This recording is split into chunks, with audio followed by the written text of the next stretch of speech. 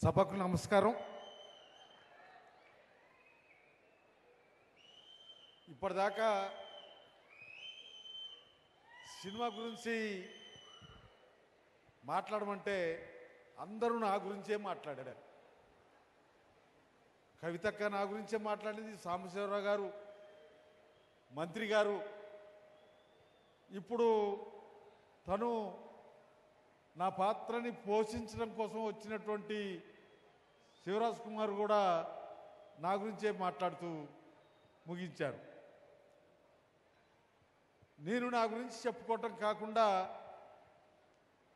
ఇవాళ ఈ చిత్రం నిర్మాణం జరగబోతుందంటే ఈ చిత్రం నేచురల్గా ఉండాలనేటువంటిది నా కోరిక. నేను ఏ పద్ధతుల్లో ఉండేవాడిని, నా పద్ధతి ఏంటి, నా విధానం ఏంటి, నా స్వభావం ఏంటి అనేటువంటిది ఉండాలి అనేటువంటిది. నా స్వభావం ఏంటి అనే దానికి వస్తే ఈ వ్యవస్థలో మార్పు రావాలి, మనందరిలో మార్పు జరగాలి. ఒకరిని ఒకరు మోసం చేసుకునే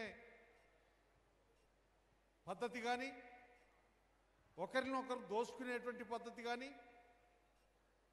ఇక్కడ చిన్నోడు పెద్దోడు అనేటువంటి తేడా కానీ లేనటువంటి వ్యవస్థ కావాలని చెప్పి నేను కోరుకుంటున్న నా స్వభావం అది. ఇప్పటిదాకా దేశంలో, రాష్ట్రంలో, ఉమ్మడి రాష్ట్రంలో పేదోళ్ళకి ఏం కావాలి, వాళ్ళకి కావాల్సినటువంటి వాటి కోసం ఏం చేయాలి, ఆ చేతలు చర్యలు ఎట్లుండాలి అనేటువంటి పద్ధతుల్లో సిపిఐఎంఎల్ ప్రజాపంద పనిచేస్తూ వచ్చింది. ఆ ప్రజాపందలో ఉన్నటువంటి నేను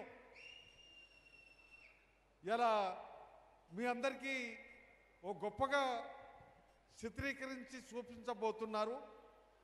ఇప్పుడు మాట్లాడినటువంటి వాళ్ళు కూడా నన్ను గొప్ప నాయకుడిగా మాట్లాడారు. నేను గొప్ప నాయకుని కాదు అని నేను అనుకుంటున్నా. సామాన్యుల్లో సామాన్యుని, సామాన్య ప్రజల కోసం ఆ ప్రజల్లో ఉండి ఆలోచిస్తున్నటువంటి వాడిని, అట్లా నన్ను చూడాలనేటువంటిది నా భావన. ఇలా ఈ చిత్రం నిర్మాణం జరిగిన తర్వాత ఈ సభకు వచ్చినటువంటి మీరే కాకుండా మన రాష్ట్రంలో, మన దేశంలో ఉన్నటువంటి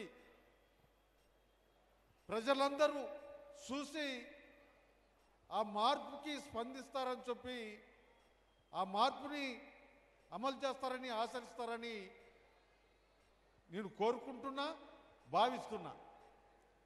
ఇలా మనం అందరం ఎక్కడున్నాం, ఏం చేస్తున్నాం, జరుగుతున్నటువంటి పరిణామాలు ఏంటి అనే విషయానికి వస్తే మనల్ని పాలించేటువంటి పాలకులు, ప్రభుత్వాలు మనకు సాలినంత సౌకర్యాలు కల్పిస్తలేరు. మనకున్నటువంటి సమస్యలన్నింటినీ పరిష్కరించే స్థితిలో లేరు. అందుకనే ఆ సమస్యల పరిష్కార దిశగా ప్రయాణం చేయాల్సినటువంటి అవసరం ఉంది. మనం కళ్ళు తెరవడం కాకుండా మన పాలకుల్ని కళ్ళు తెరిపించాలి అనేటువంటి భావన నేను భావిస్తున్నాను. కళ్ళు తెరుచుకొని ఉన్నారా, మూసుకొని ఉన్నారా అనేటువంటి దానికి వస్తే ఎప్పటికప్పుడు గొప్పలు చెప్తున్నారు, హామీలు ఇస్తున్నారు. కానీ ఆ గొప్పలకి సంబంధం లేనటువంటి పద్ధతుల్లో, హామీల్ని అమలు చేసే పద్ధతుల్లో లేరు అనేటువంటిది మనకందరికీ కనపడుతుంది. అందుకని ఈ సినిమా, ఈ పిక్చరు, ఈ చిత్రం దాన్ని చూపేబోతుంది అని నేను భావిస్తున్నా. దీనికి సంబంధించినటువంటి నాకు సంబంధించిన నా బాల్యం నుంచి మొదలుకొని ఇప్పటిదాకా ఏంటి అనేటువంటి దాన్ని తెలుసుకున్నటువంటి హిస్టరీని ఇప్పుడు మన ముందుంచబోతున్నాడు. ఏదైతే మొత్తానికి ఈ చిత్రం నిర్మాణం జరగాలన్నా దానికి కావాల్సినటువంటి గ్రౌండు, దానికి కావాల్సినటువంటి యంత్రాంగం ఎన్ని అవసరం. దాంట్లో మరి మనం ఎన్టీ రామారావుని చూసాం, ఇప్పుడు చిరంజీవి గారిని చూస్తున్నాం, ఇంకా చాలామంది సినిమా యాక్టర్లని చూస్తున్నాం, ఆ సినిమాలు చూస్తున్నాం. అటువంటి యాక్టర్గా ఉన్నటువంటి శివరాజ్ కుమార్ గారు పర్మిస్ పోయి కోరగానే ఒప్పుకొని ఓపిక ఇవాళ మన పాల్వంచకి రావటం సంతోషకరమైనటువంటి విషయం. ఆయన ఆ చిత్రాన్ని మనందరికీ ఉపయోగపడే పద్ధతుల్లో, ఈ వ్యవస్థలో మార్పుకు కావలసినటువంటి పద్ధతుల్లో వ్యవహరిస్తాడని, యాక్షన్ చేస్తాడని చెప్పి భావిస్తున్నా. ఇలా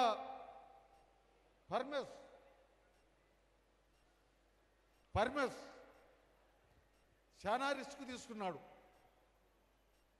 ఆయన తీసుకున్నటువంటి రిస్క్ని ఇక్కడ మన పాల్వంచలో ఉన్నటువంటి సురేష్ రెడ్డి గారిని కూడా దింపాడు.